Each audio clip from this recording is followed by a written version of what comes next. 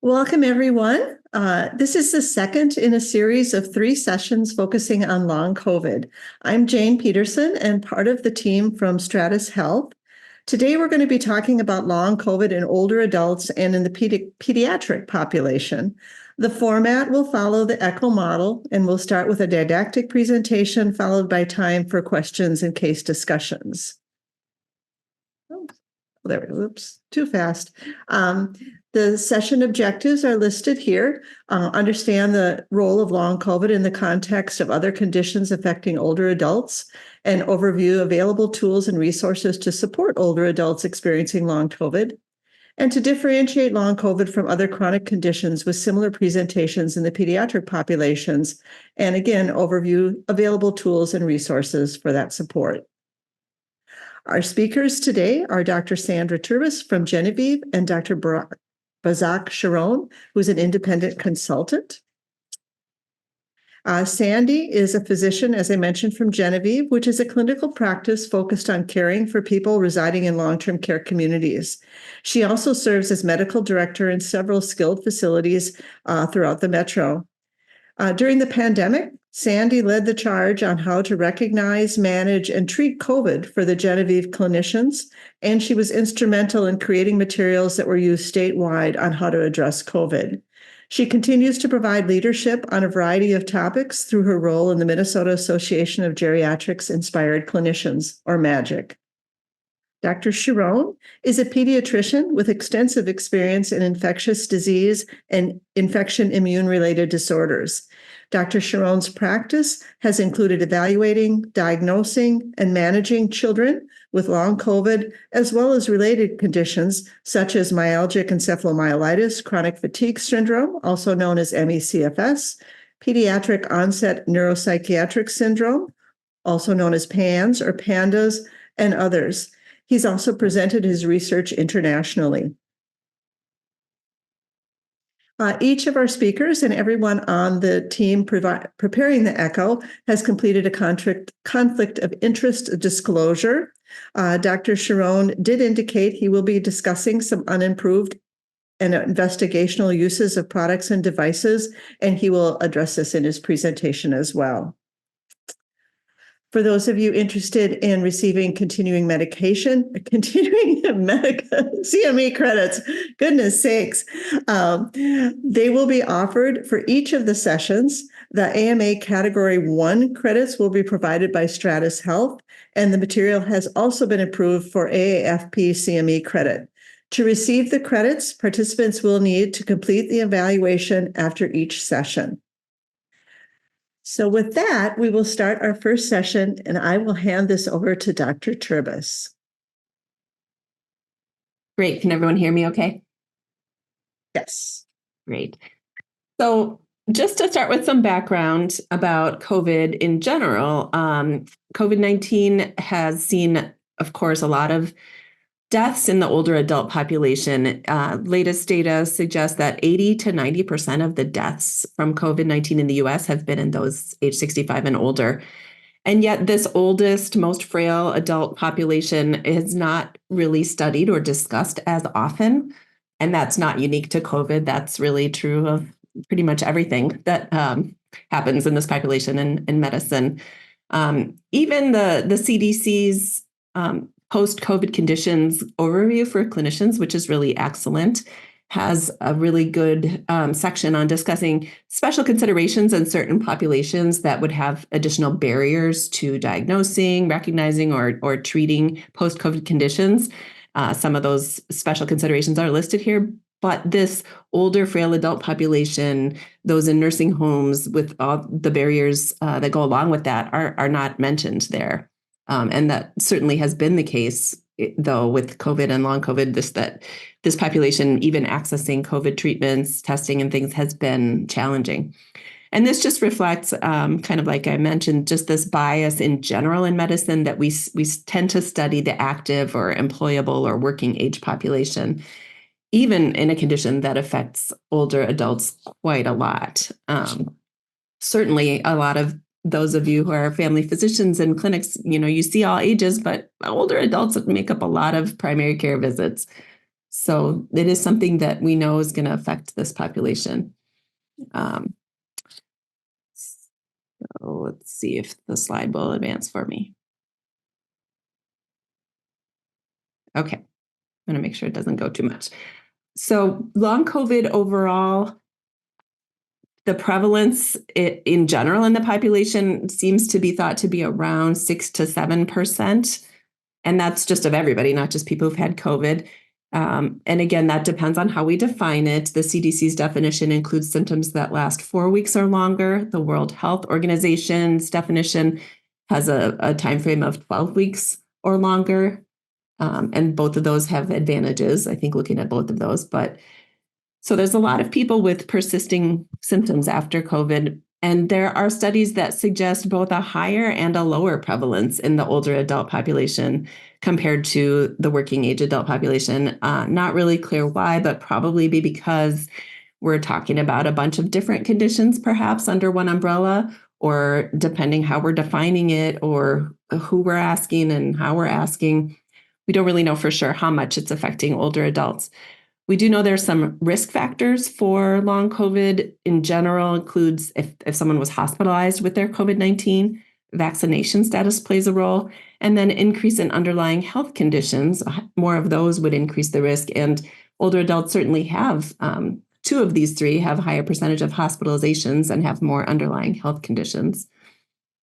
So a big question and theme for me with thinking about this is, why don't we really know? Why don't we hear about long COVID as it relates to the geriatric population and older adults? So we will come back to that. Okay, good. So I included a slide here about, kind of reminding us it depends what is it we're talking about when we say what's happening with long COVID. One of many things out there that kind of illustrates some possible mechanisms, including the viral reservoir, microbiome, dysbiosis or dysfunction, autoimmunity, ongoing inflammation, etc. So we don't really know which of these is happening and which may be causing which long COVID symptoms or types. But in general, I really liked Dr. Grach's slide and talked last time, 2 weeks ago, about kind of talking about the two buckets of more syndromic COVID, which I'm hoping this will advance to the next slide. Syndromic long COVID, including like POTS, ME/CFS, et cetera, versus sort of non-syndromic kind of things we're more used to seeing, but that are caused by, or at least seem to be sequelae of a COVID infection. So respiratory complications, prolonged cardiac issues, clotting, new dementia, things like that. So I think of what I've seen in older adults post-COVID, and I really feel like I see more of these non-syndromic things. It might just be that I'm not seeing the right older adult population because I'm seeing them when they really get to the most frail end of the road in the nursing homes. Maybe it can happen that some older adults get more autoimmune type syndromic things. So I certainly would keep an open mind about that, but that's what I've seen mostly so far. And now I'm going to give my voice a break since I've been a little sick, and Jane's going to run through the two cases for me before I take back over. Thanks, Sandy. And now, of course, my voice goes. Sandy and I are actually part of the same clinical practice, so we're going to give her a little break. So our first example, I think, there fills in. This is a 78-year-old woman who's community dwelling, independent, active, doesn't have a lot for past medical history, just some hypertension, arthritis. However, she ended up in the TCU after being hospitalized for a fall. I'm just not really improving after 2 weeks, as you might expect her to. Digging in a little bit deeper, finds that about 5 months prior, she had COVID and noted for after that some more significant fatigue, shortness of breath for about 3 months, and then has had several falls in the last 2 months. And so this is a really common case, and I think it really speaks to what Sandy just talked about of this kind of non-syndromic presentation, and where we can really miss symptoms of long COVID in this population. She had some new symptoms that weren't necessarily tied to the COVID, But in this case, then ended up leading to more decline and probably a longer rehab than she would have otherwise had. I don't know if you want to move to there. So again, kind of the characteristics of this that stood out that could easily be attributed to something else. Fatigue, shortness of breath, falling, functional worsening. A lot of times in geriatrics, we kind of normalize this kind of decline and don't realize and think back that, this happened with COVID. This could actually be long COVID, and try to work with that, and because this could all be temporary. And then our second example, this is a 62-year-old man who is already a long-term care resident, lots of past medical history, had COVID, and at that time was placed in a COVID unit. As many of you probably remember, during the height of pandemics, there were actually COVID units in the nursing homes.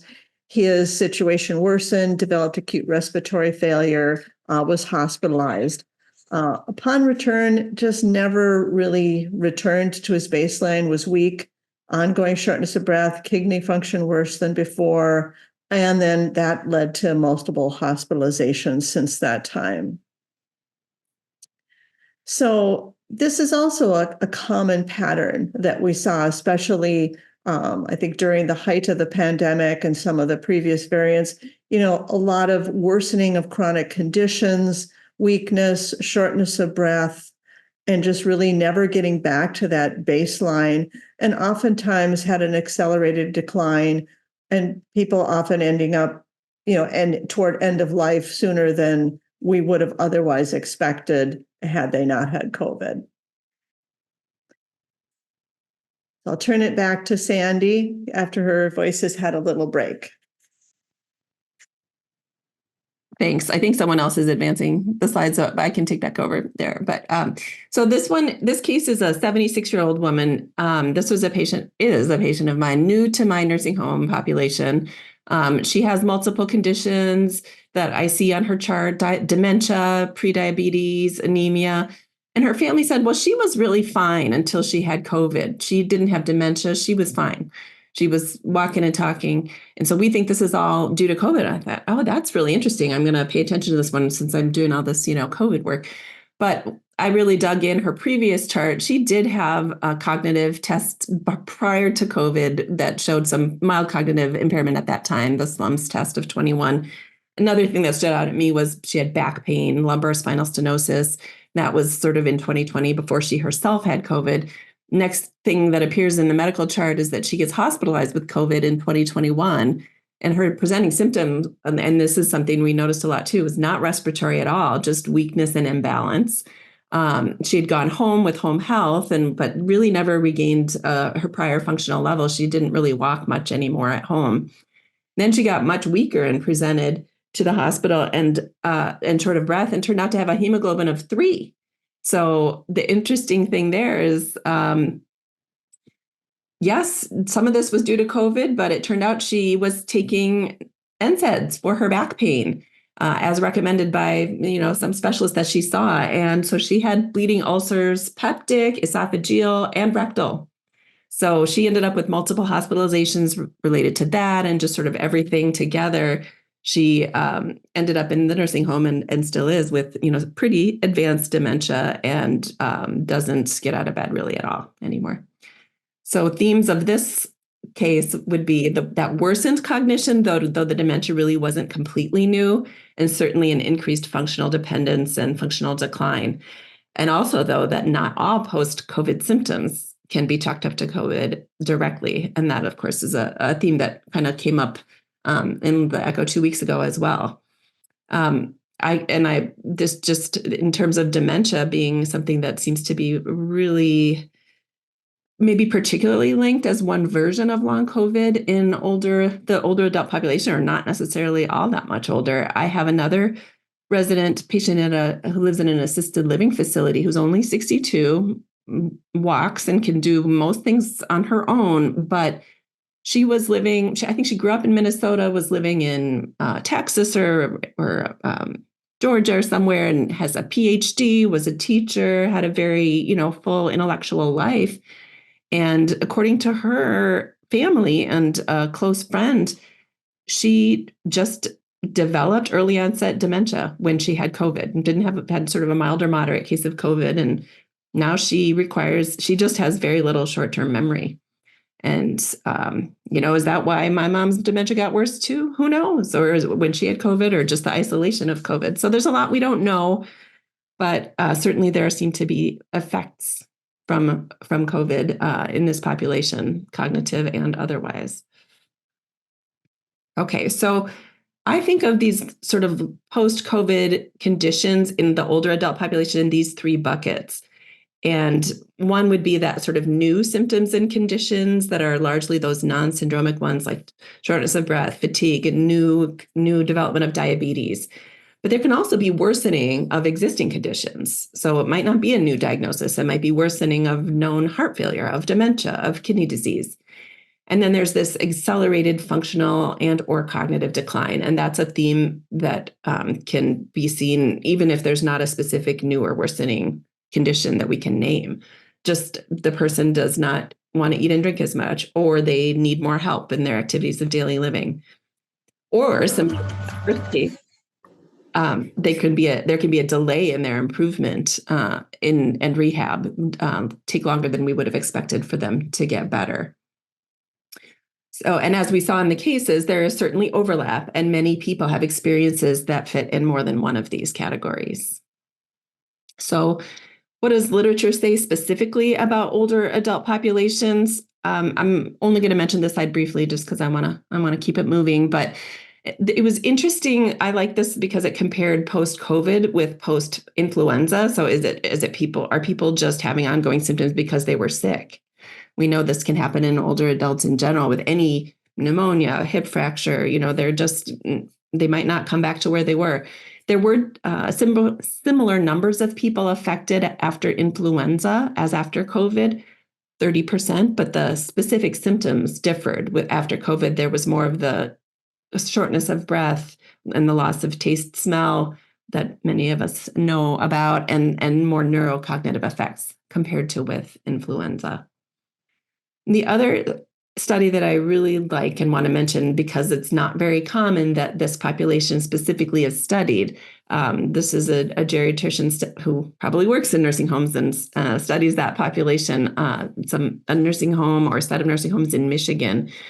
This was published just in November, that really documented in this sort of retrospective cohort study that people with the similar baseline levels of function and needs, after COVID, they experienced an increase in their need for assistance with activities of daily living and worsening in their cognition.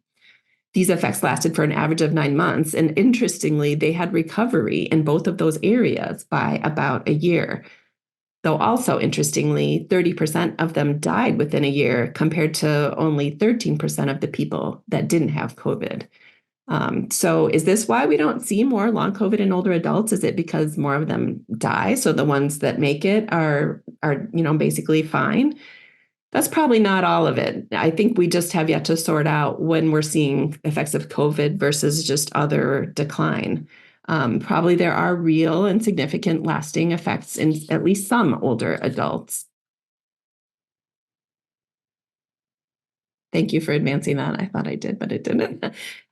This is another slide that I'm going to kind of skip over, but there's just research in this whole area of the aging of the immune system, and is there autoimmunity and immunosenescence all involved? And could this be part of what's happening in long COVID in any age adults, not just older adults? So research ongoing in that.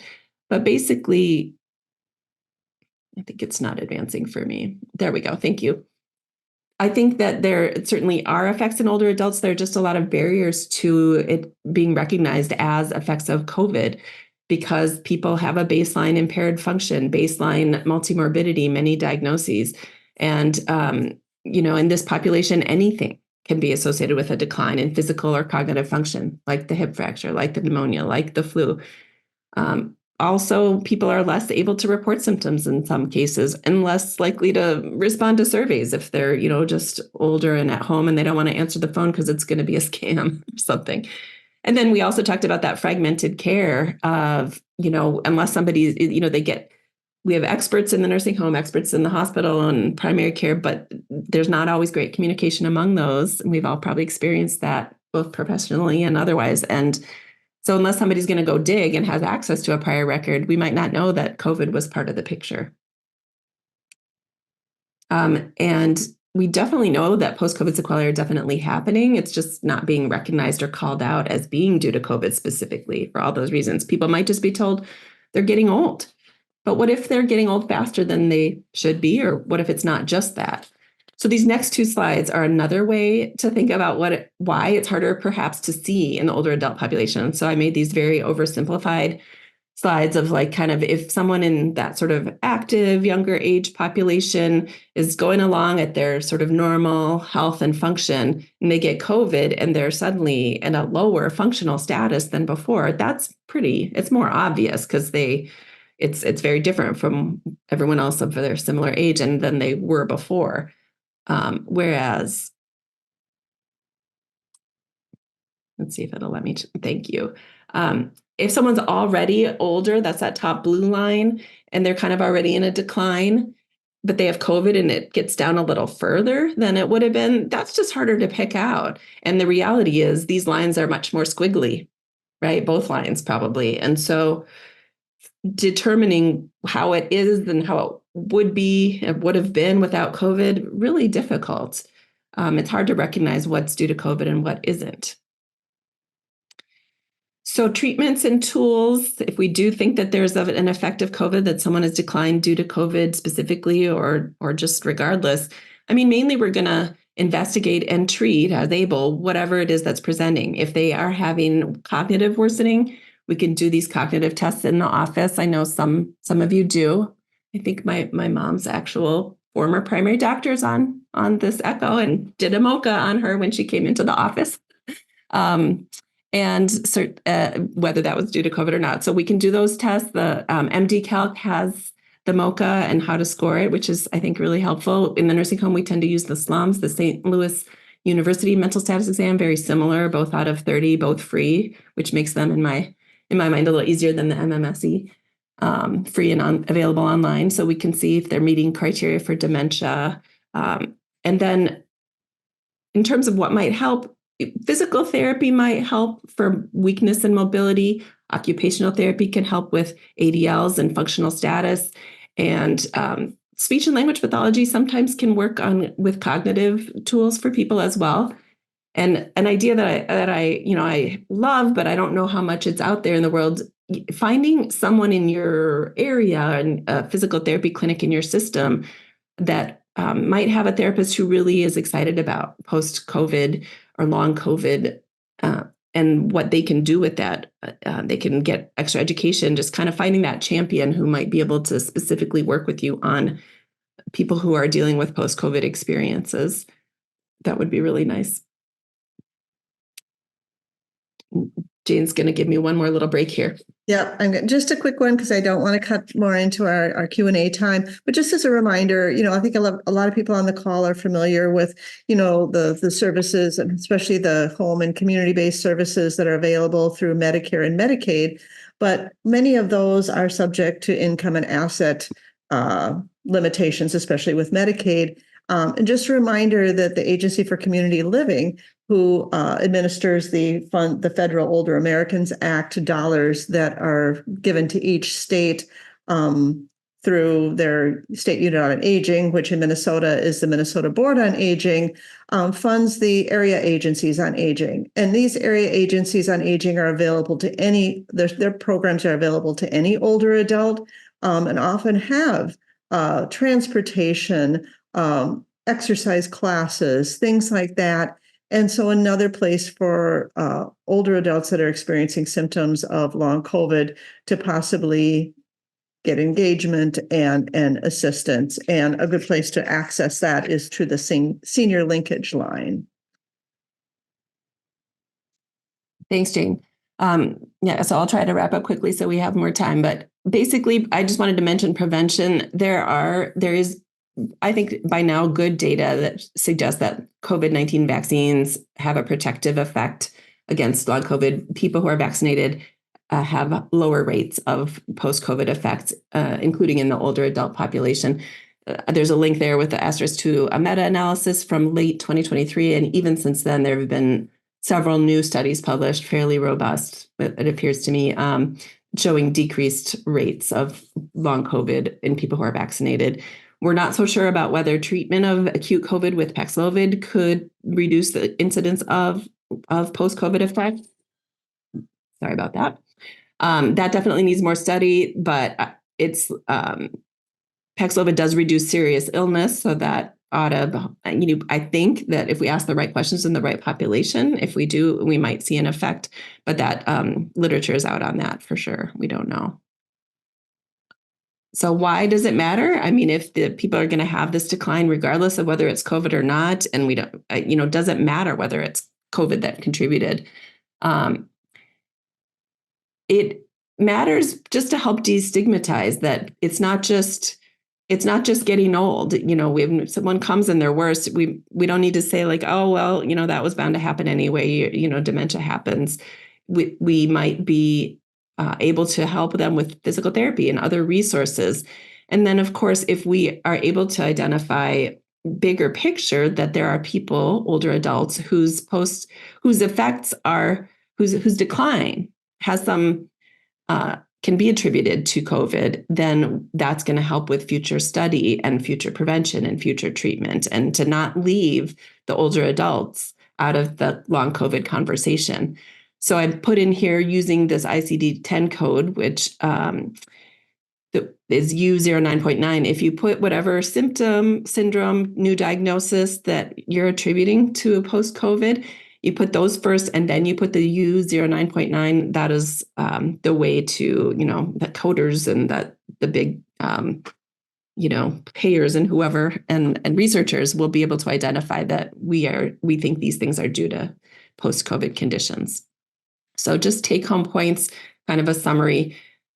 Older adults can have COVID sequelae, and they can look different ways, but there are the three buckets that I kind of think of it in. It is harder to recognize, but just having that awareness and then knowing about tools and resources we can offer people could be helpful.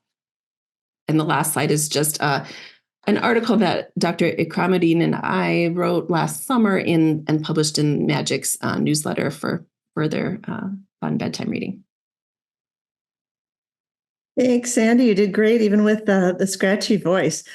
We probably have a couple minutes for live Q&A, and then also just keep putting in the chat, because Sandy is going to stay on with us and she can answer anything related to older adults, and we can kind of do the multitasking. So I will open it up and see if anyone has any questions or comments that they'd like to make.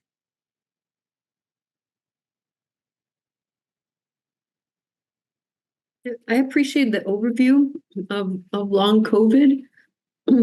However, my take home from this, and maybe I missed it entirely, is that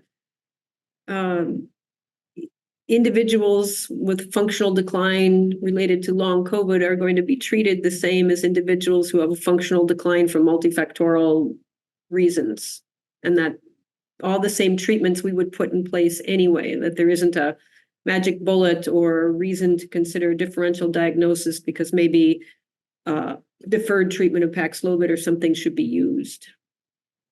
I think that's right. I don't think there's a magic different treatment that we have. And that's true for people of any age, if other than those, newer thoughts about some of the more syndromic long COVID things. Like I asked a long COVID fellow, sort of an expert, like, well, so I have this patient with new dementia and I think it's post-COVID, well, just neurology and Aricept and Namenda. That's really all they can offer her.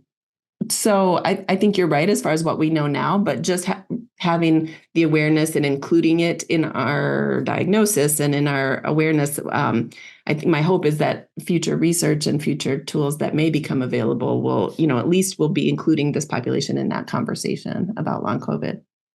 But I think you're right. There's not much else to do right now. I also think one of the things is that it's to avoid attributing it to something else. I had a woman who I had cared for and she lived in assisted living. And the nurses said, oh my goodness, I think we're going to have to really start looking at memory care for her, because she was, playing 500 this morning, and she was making bets that her hand didn't support. She was a card player. And I went and talked to her, and she's like, oh, I'm reading, I try to read books, and I got to read the same passage 3-4 times. And then she's coughing, and she's going to exercise classes. And I said, remind me, when did you have COVID? And I was talking to her in the spring. I think it was like April-ish or April, May-ish of last year. And she had COVID in February. And I said, when did you start noticing that? Oh, kind of after I had COVID. And in this situation, I was able to go back to the nurses and say, she doesn't need to move to memory care. She's really experiencing long COVID. Let's give her support and let's see how this trajectory is going. Is she able to improve? And sure enough, really by June, she was cognitively back to her baseline, reading off her iPad, going to get, her pedicures. And so in this situation, I think the worst thing that could have happened is she was erroneously moved to memory care and having some of her autonomy and independence taken away when it was really, the symptoms were really due to long COVID. I think that's in my mind, kind of highlighted the tricky thing that we deal with in this one of the tricky things we deal with in this population. And Jane, that raises an excellent point that, I showed a declining trajectory, but the one study that is the best data we have really right now showed improvement of people, like in Jane's patient, by about 9 or so months back to their previous baseline. So kind of recognizing that we can support them to return to that baseline, that's actually kind of new information for me. And so it's not as hopeless. And so that is another important reason to make that distinction. And not normalize the decline. We probably should turn it over to Dr. Sharon, but please, like I said, toss things in chat and we'll be monitoring as we go. So Bazak, I'm going to turn it over to you. Thank you very much. So that was awesome. Thank you for that. And before I start, I do have a little comment about the geriatric. And again, I'm a pediatrician, so I'm a layperson as it comes for that. But when you say, oh, is it long COVID or is it normal aging? What if that is normal aging? What if normal aging is in fact the accumulation of those post-infection syndromes? And the only difference between normal aging and long COVID is that for long COVID, we just know what caused that. Just like you yourself said, it's very similar to influenza. So I think and it's a great segue to what I'm going to talk, because I'm going to talk about this whole immune reaction, because, the way I see it, getting old is all immune related. It's just like our computers. We buy our new Mac and it's great and it's working fine, and it starts accumulating bugs. And it has a life expectancy, and we are the same. And it's interesting that the word bugs come, because that's what we do.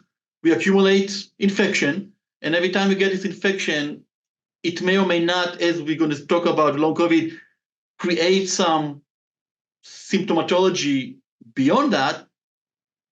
Do that for 80 years and you're old.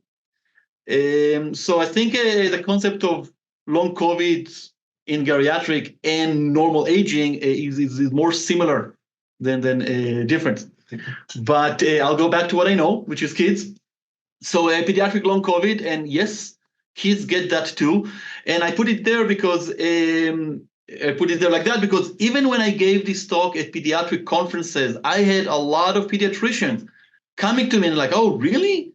Kids get long COVID? So the concept that they can do that, they can get this disease, I think it's very important to realize it is. And it seems very obvious for me, but that's also because I'm working with that all the time. So I want to mention it to everyone. So yeah, everything we know about long COVID can also happen in the pediatric population. Next slide. Next slide. Yeah. So I have no financial conflicts, but every single therapy, medication, intervention I'm going to mention is going to be off-label. And this is important to understand because this is part of the problem. Long COVID, as you will see, and as we all spoke again and again, it's kind of very reminiscent of chronic fatigue syndrome. And the fact that these type of diseases were neglected throughout history, it's also why we don't really have good studied intervention for that. There's a lot of things that we can do for that, but unfortunately, because many times those diseases don't get the attention they deserve, we do not have label therapy.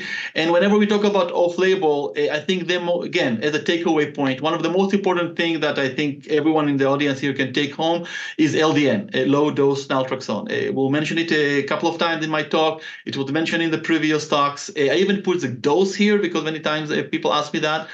But as I've learned talking to more and more doctors throughout age groups that work with long COVID, everyone tells me how beneficial low-dose naltrexone was for their patients. And in pediatrics, I will tell every one of you who deal with pediatrics, definitely from like 12 and up, again, although it is off-label, it's widely used. I personally used it couple dozen times, and I've never had any serious adverse effects. So really don't hold this a very safe and good medication from your patient. Do understand that it is usually specifically formulated just because it's a low dose, and what is out there available is too high. So you do need to find a pharmacy that can do that. And also, when we talk about low-dose naltrexone, we need to realize that most of the practitioners will do an escalating dose, not just giving it immediately. It can cause some nightmares and some mental symptom. But when you do it incrementally, my experience and many others, it does not cause much problem. Next slide.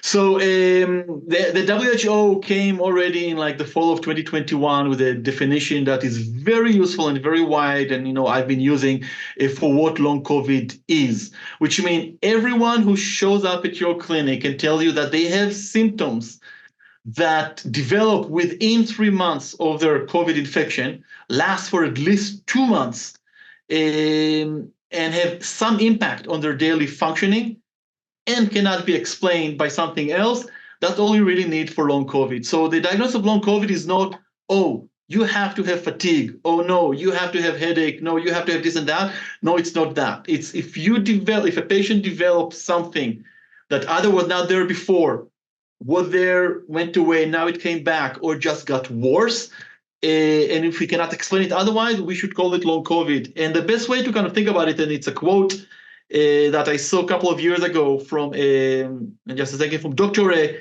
David Putrino, who is the director of rehab at Mount Sinai.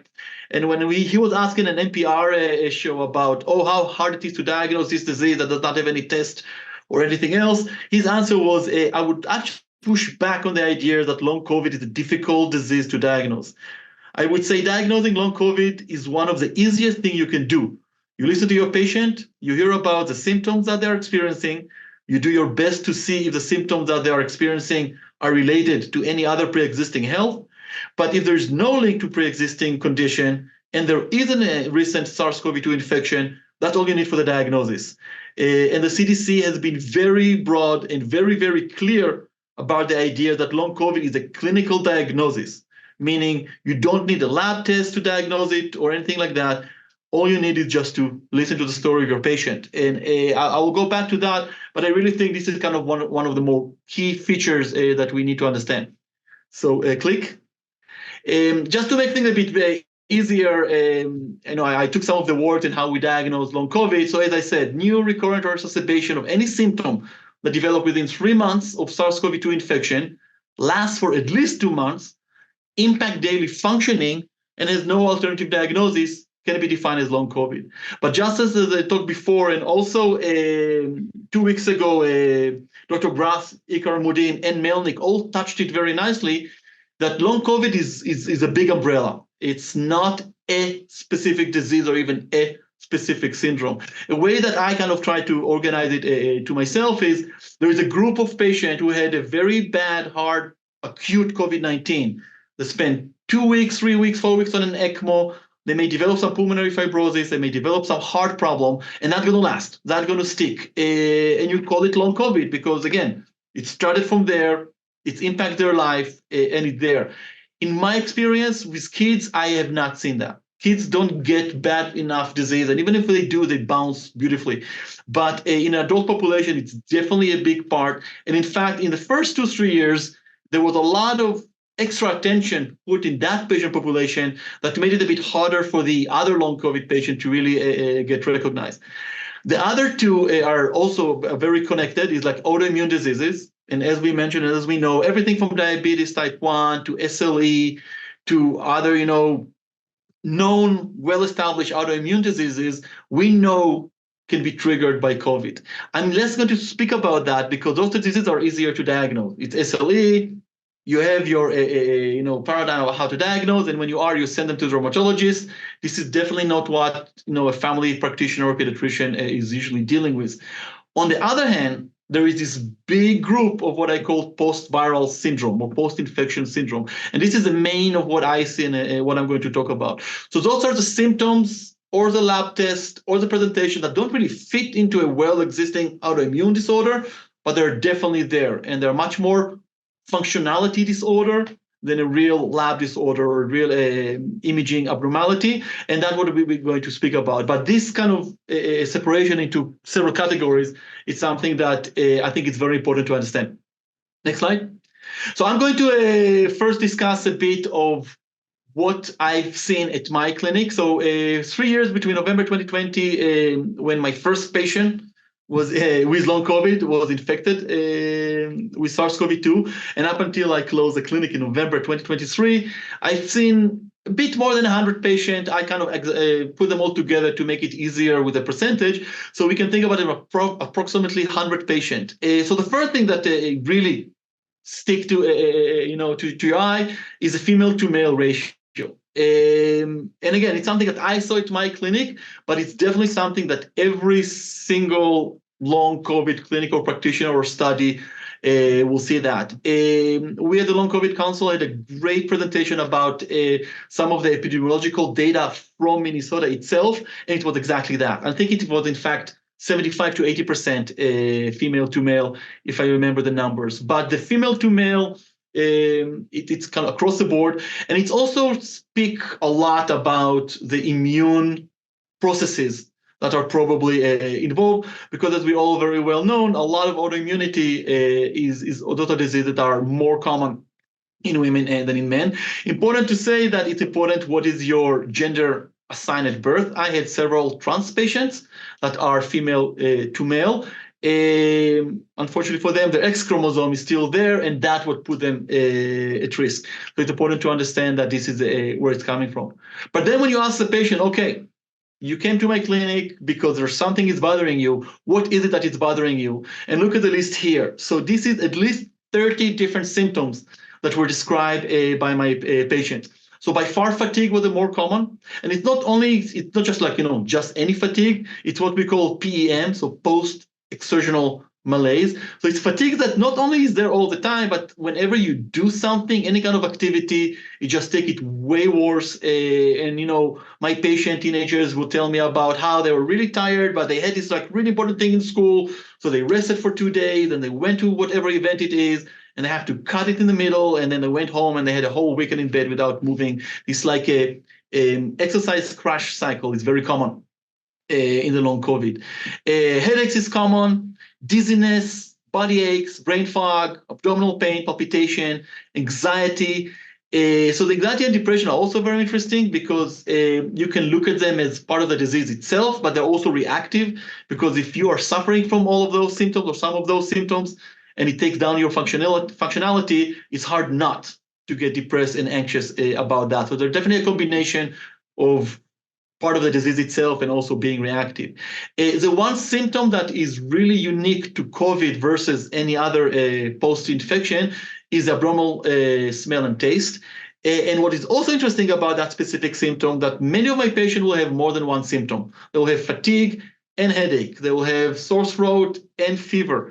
The one symptom that were more common isolated, so only by itself, was the smell and taste. So I had a good number of patients that came to me only because of that. So they had no fatigue and they were functioning well and no palpitation, but they did lose their smell and taste for 6 months, 8 months, 10 months, and that was really bothersome for them, and they came for that. So it's interesting that it is the common isolated symptom. Next slide. What else you can do? So in the next slide, what else you can do is, like, again, there's a lot of symptoms, but you can aggregate them together. For instance, dizziness and palpitation can be considered as two different symptoms of POTS. So when you do that, it kind of simplify and then give you a better idea of what are the symptoms / syndrome that we'll see with pediatric long COVID.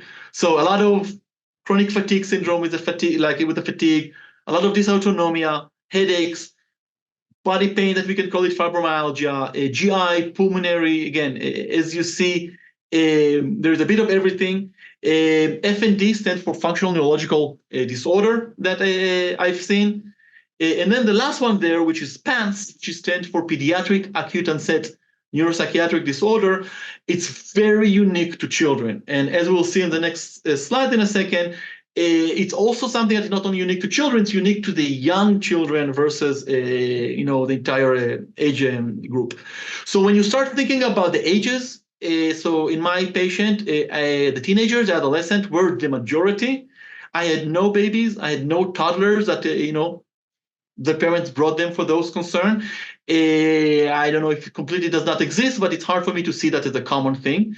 My youngest patient was 4-year-old. And what is really interesting is that when you look at the younger, the 4 to 9-year-old, the male to female is 50-50. And that also makes a lot of sense because this is pre-puberty. So there's less difference in the endocrine system and in the nervous system and everything between the male and female. And you can see that also long COVID affects them similarly. Then in the 10 to 12, because, the girls get their puberty earlier, they also kind of overemphasized in the long COVID. And then when you think about from 13 and up, you see what you see for the entire population. It's also extremely important to realize that, in my opinion, and I will stand behind that, long COVID in a 15-year-old is the same as long COVID in a 35-year-old. So it starts in adolescence and it goes all the way to probably geriatric, which is, again, it's a very different group. But teenagers, definitely young adults, and also other adults, probably when they do have this post-infection long COVID, it's a very similar disease throughout the age group. What I want to show you here is, like, when you look at can we go on back? Yeah. So when you look at the age group, you see that, again, the 13 to 18 give you the picture that it's overall the picture, also what we see later with a lot of fatigue, a lot of POTS, and the other symptoms. When you look at the younger kids, they still have fatigue, but only 50%. None of my patients in the younger age group had smell and taste abnormality. I cannot explain that, but I saw that. But on the other hand, the neuropsychiatric, so this is like the situation where a child who is maybe have some anxiety, maybe not even that, get infected with COVID, and that can also happen with influenza or it happen with other viruses, and within a week or two develop really significant neuropsychiatric symptoms. OCD is very common, germophobia is very common, sometimes it's hallucination, sometimes it's aggression, it's very drastic, and it's something that I hardly saw, if at all, in the adolescence group.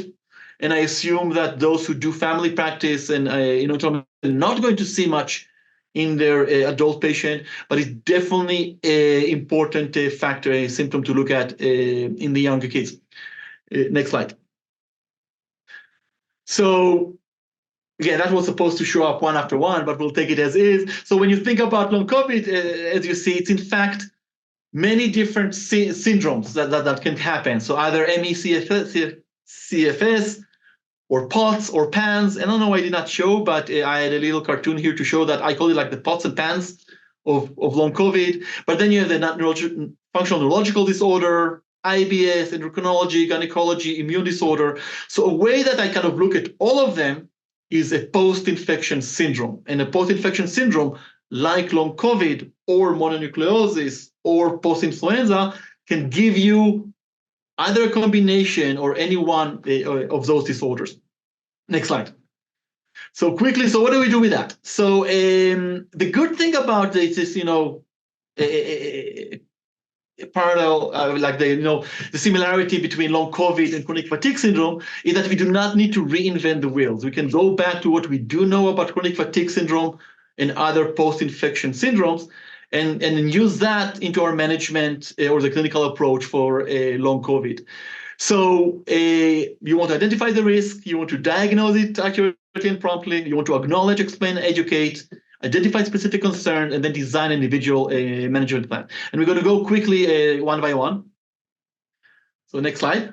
So identify risk. So it's important to realize everyone is at risk. I mean, it's impossible for us to look at someone and say, oh, if you get COVID, you are in a really high risk of getting long COVID or you're not. So everyone is at risk, which means we as providers, we need to be very proactive in that, because the patient we can even have a situation that they don't know that their symptoms is because of COVID. So ask about, oh, did you have COVID? How do you feel after that? I mean, how is your school performance? How is your athletic performance? And try to connect the dots. Female gender, as we spoke about, adolescent is the more common, then school age, then preschool, and hardly ever, if at all, toddler and infant. Lower socioeconomic status, it's at risk. I'm yet to know exactly why. One of the theories that they usually have less resources during their acute infection and less time to recover. I do not know how much is true, but what we do know that we will see more long COVID in the lower socioeconomic status. Specific pre-existing condition like connective tissue, immune dysregulation, definitely put you at risk. And if you as an individual had something before, if you had EBV and had mono that put you out of commission for 6-8 months, if you get COVID, that puts you in a higher risk to have a similar situation with long COVID. Next slide. So you want to diagnose it accurately and promptly, which means you have to keep an open mind. You have to listen to the patient. You have to see what their symptoms are and how much they affect their life. If you will come into the point of, hey, I don't even know if you had bad COVID and I don't see any abnormal test, so everything you tell me is made up or it's something else, you're not going to get anywhere with that. So definitely having an open mind about the kind of abstract picture of what long COVID can do, it's extremely important. When you ask patient about long COVID, you want to start with open-ended questions. You want to let them tell you what they have. You don't want to put words in their mouth. But on the other hand, you want to close-ended question to end that, because they might, again, as I said, they might not realize that the fact that their heart is every now and then beating in their chest is connected to the fact that, they're dizzy, or it's connected to the fact that they're really tired. So you definitely want to kind of go as many symptoms, but you always want to start with open-ended questions, because just by that, as we said, there's no specific picture for that, and you want the patient to tell you what they feel. You want to ask family caregiver also. You want to see how the patient is functioning in different situations. You really want to recognize a pattern. So when the infection and how things kind of evolve from that, it's very helpful, it's very important. And you want to exclude other diagnoses. And again, believe the patient, believe the patient, believe the patient. It's a clinical diagnosis, it's a story. If you don't believe their story, you will never diagnose them. If you do believe the story, it's impossible not to diagnose them. So this is really kind of the key for that. And it's really important to acknowledge the problem and to have this conversation, to tell them it's a recognizing multiple system. And again, I want to go through everything here because we're running out of time, but the rapport you build with the patient is paramount for the treatment. And the example I'm giving is, if I treat someone for active pulmonary TB, if they believe me or not does not matter. I get my DOT, direct observation therapy, I push the medications through their throat for 8 months. They might think I'm doing voodoo medicine or don't believe me, I'm going to treat their infection. That is not going to work here. If the patient does not understand what's going on with them, does not understand that it is real multi-system, the people around them understand it's not a disease you can ever cure, it's a disease that you manage, you're not going to go too far. So you really have to put a lot of emphasis. And at least half of my time with patient, I'm doing that. I know what you're going through, I understand your symptoms, I'm explaining a bit why it's going on. I'm not going to go to the slide of trying to go through the pathophysiology. It's really helpful. Next slide. Now, every patient is a bit different. So if we went a bit about the taste and smell, honestly, if I lose my taste, I don't think I will care too much. Food is just to keep me alive. But I have enough friends who are foodies, And if they're going to lose their taste, they're going to lose their identity. So I need to ask the teenagers, some are athletes, and their fatigue is what is really bad for them. Others are really into academic, and their brain fog is what bothers them. So you really want to try to understand what are the concerning symptoms and how they impact your specific patient, because that's going to help you build the treatment plan. And it also, sometimes it's so vast, their symptomatology, that you want to really kind of focus yourself and the patient in some of the problem, because you cannot solve them all. And you also want to put a lot of time into identifying any obstacles to care, language, transportation, mobility, insurance, because everything we speak about, if there's no access to that, it's pointless. Next slide. And then you do an individual recovery plan. There is no one treatment fit all. So first treatment is longitudinal and dynamic. You need to see the patient again and again and again, because symptom change. You might help with one symptom, and then other things will not work very well. The treatment is symptom guided. If someone has a fatigue, it's a different way. If someone has more of a headache, so you want to identify what's the problem, and every of those a bit of a different way to deal with it. Holistic is very important, comprehensive, sometimes the therapies, and the physical therapy is really important, because as was mentioned, you want like the champions, you want the physical therapists who understand post-exertional malaise and not just trying to build endurance, because that's just going to make things worse. Need to be balanced and coordinated. And again, the trust is extremely important. So I would like to think if you can do just a few more slides, and I tell you when. If you can click more, because I do have a slide with some specific treatment. More, one more, and that's it. Yeah. Oh, one back. Yes. So I did put here a couple of specific therapies. I want to make sure that I'm not missing the 504 plan. So anyone who is a pediatrician, one of the most important things that I could do for my patients is to help them with school. So things like being allowed to sleep in and get to school at 11, having more time to finish assignment, having the flexibility to choose a bit what is more important for me this week, what is less important for me this week. Those things can really be put in writing at a 504 plan that is being built together with school. And in my experience, that was like the most effective intervention.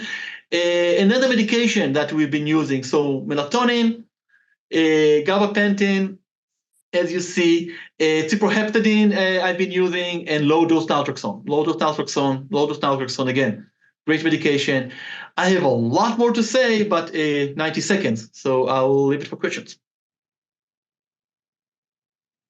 Thanks. And Senka, if you could go back to my final slide, I have my email there. More, one more. Up, no, go up. Yeah. A bit more. Anyway, I had a slide with my email, but anyway. So why don't you put I don't know if I saw it there. Maybe go to the one with the CME just so that people can have that up in case they want to grab it before, because we're towards the end here. There were a couple questions in chat. Well, there's one comment that Carrie made about how the dizzy and balance clinics are converting over to working with long COVID, which is a good resource to keep in mind. And then Margaret also asked about the definition for long COVID. And this was one of the things that we were challenged, both Bazak and Sandy are part of the long COVID guiding council that the Department of Health and Stratis Health have been leading over the last year and a half. And this was one of the things is, what is the definition? So I don't know if either of you want to just pop in for, kind of what your which one you prefer to answer that question. And I think that's what I saw in chat so far. Oh, and another one about whether low-dose naltrexone is also helpful for older adults with fatigue. As far as the definition, I think that the CDC's definition, of 4 weeks of symptoms has advantages in being able to help people sooner. and many of those people will then recover by 12 weeks, as from what I've seen in the literature, but other people won't. And once you get to that 12 weeks that's in the World Health Organization definition, that's likely to be more persistent. Not as many of those people are going to recover, at least not very quickly. So I think there's advantages to both. And as far as, and I don't think a number of symptoms or specific symptoms is really part of it. It's just new symptoms, as kind of Bazak explained really eloquently. So yeah. I'll completely agree. I mean, I'll add that it's new, recurrent, or exacerbation of symptoms. And I think this is important because, again, I have patients with chronic fatigue syndrome that their life is this remission, intermission all the time. If they get COVID, they're going to feel it. So am I calling it, okay, just one more episode of your chronic fatigue syndrome or long COVID? You can spend a lot of time in trying to find the names, but the treatment is the same. And the concept is the same. So again, I really like WHO definition of any symptoms with impact that cannot be attributed to another disease and has a temporal association with SARS-CoV-2 is long COVID. Well, thank you everyone for joining us today. Lots of stuff. And as you can hear from both, we hit both ends of the aging spectrum, and obviously still a lot more to learn. And hopefully this will be helpful to you as you're seeing patients at both the pediatric and older adult side. So again, remember to do the evaluation to get your CME, and we look forward to seeing you for our session 3 on June 5th at noon.